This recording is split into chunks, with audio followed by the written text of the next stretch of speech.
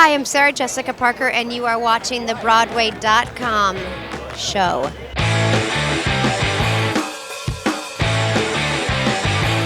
Welcome to the Broadway.com show, your weekly guide to the world of the stage, or as we like to think of it, the place where we're all psyched for Taylor Swift's new single. Wait, it's called Out of the Woods? Forget it. Let's get started with the news. What's the buzz, Paul?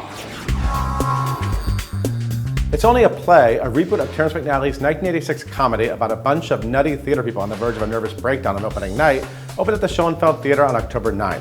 Featuring a heavyweight cast of favorites that any producer would kill for, we're talking Nathan Lane, Matthew Broderick, Megan Mullally, Stockard Channing, F. Murray Abraham, Rupert Grint, and the charming newcomer Micah Stock. The show is already a sold-out smash. Mullally told us at the cast party that when she got an email from director Jack O'Brien about the show, she told hubby Nick Offerman to pack his bags. It's kind of a no-brainer. I mean, the minute Jack emailed me about it, I just looked at Nick and was like, I'm going to New York. Once will soon be no more, at least on Broadway. It was recently announced that the show, which won 8 Tony Awards in 2012, including Best Musical, will close on January 4th at the Jacobs Theater. Inspired by the 2007 film about musicians who become star-crossed soulmates, Once launched a national tour last fall, and the West End mounting of the musical will end its run in March 2015. Don't miss your chance to see this touching tuner before it closes its doors. Legendary Tony-winning composer Stephen Sondheim is collaborating with playwright David Ives for a new show. The production will be adapted from Louis Spinell-helmed surrealist classics The Discreet Charm of the Bourgeoisie and The Exterminating Angel. In case you missed them, the films are all to do with people trying to find somewhere to dine and then being trapped together after eating in nightmare circumstances. We've a few years before the production makes its bow at the Public Theatre, but we're sure it will be worth the wait. Wait, do you hear that? I think it's the sound of Broadway dudes in tights prancing through the forest. Tony winner Gabriel Ebert and Tony nominee Ewan Morton will headline the Canadian premiere of The Heart of Robin Hood, the new show that provides a humorous new take on the classic story.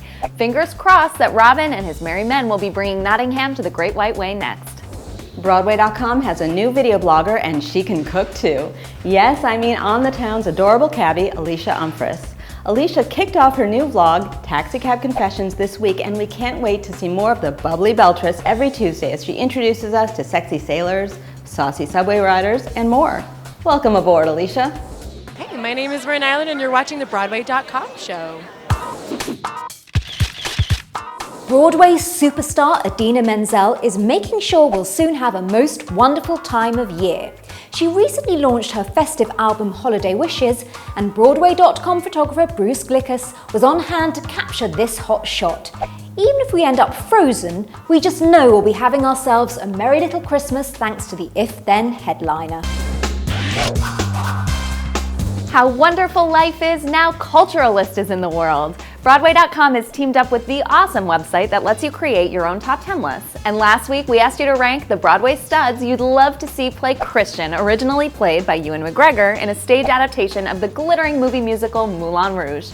I kicked off this week's challenge, and the star topping my list was Cinderella and Act 1 alum Santino Fontana. Here is who you guys picked. At number 10, Corey Cott. 9, Andy Mientus. 8, Zachary Levi. 7, Ramin Karimloo. 6, Santino Fontana. 5, Skylar Aston. 4, Jeremy Jordan. 3, Jonathan Groff. 2, Aaron Tveit. And topping the list at number 1, Darren Criss. Check out this week's Culturalist Challenge on Broadway.com and check back for the results every Wednesday on the Broadway.com show. The Country House features Blythe Danner as a grande dame hosting several visitors in her lovely Berkshire's vacation home. So on opening night of the new play by Donald Margulies, I asked the stars what's the rudest thing a house guest has ever done at their place. Their amazing answers are this week's pop poll.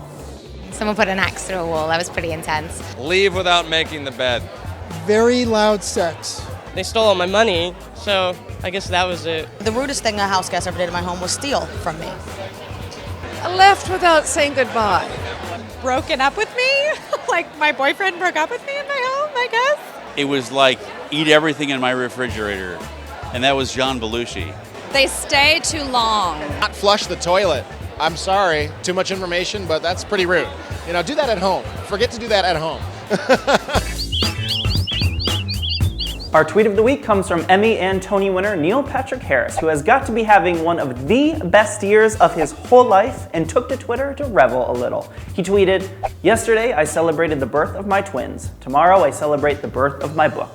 I hope the book poops less." NPH just got married in Italy. Gideon and Harper get cuter every single day. His memoir, Choose Your Own Autobiography, is now on shelves, and he's letting it all hang loose in the new creepy thriller, Gone Girl. Our caps are off to you, sir. You can follow the star at @ActuallyNPH. Hi, I'm Kristine Nielsen, and you're watching the Broadway.com show. This Emmy-winning television legend has recently returned to the Great White Way, opposite Brian Dennehy in Love Letters.